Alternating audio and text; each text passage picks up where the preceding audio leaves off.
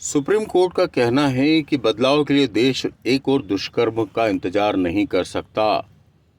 Supreme court ने कोलकाता के RG. कर मेडिकल कॉलेज दुष्कर्म और हत्याकांड में स्वतः संज्ञान लेते हुए मंगलवार को सुनवाई की। CJI D.Y.. चंद्रचूड़ की पीठ ने इस बर्बर कांड के बाद लापरवाही को लेकर पश्चिम बंगाल सरकार और पुलिस को कड़ी फटकार लगाई। कोर्ट ने मेडिकल कॉलेज और अस्पतालों में सुरक्षा की कमी पर चिंता जताते हुए कहा, देश बदलाव के लिए एक और दुष्कर्म या हत्या का इंतजार नहीं कर सकता। कोर्ट ने कहा, हम अच्छी तरह से जानते हैं कि सभी इंटर्न और रेजिडेंट डॉक्टर 36 घंटे तक काम कर रहे हैं। इनमें महिला डॉक्टर भी है। हमें काम करने के लिए सुरक्षित हालात सुनिश्चित करने के लिए राष्ट्रीय प्रोटोकॉल विकसित करना चाहिए। चीफ जस्टिस ने कहा कि डॉक्टरों की सुरक्षा के मुद्दे पर 10 सदस्यीय नेशनल टास्क फोर्स का गठन कर रहे हैं।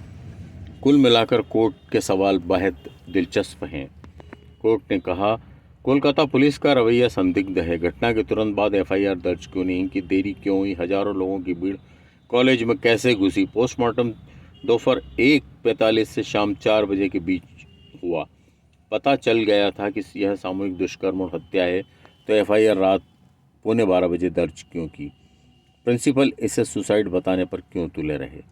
कॉलेज में इतना गंभीर अपराध हुआ, अस्पताल में क्राइम स्पॉट पर कब्जा कर लिया गया। प्रिंसिपल क्या कर रहे थे? वे उपद्रवियों को घुसने की अनुमति कैसे दे रहे थे?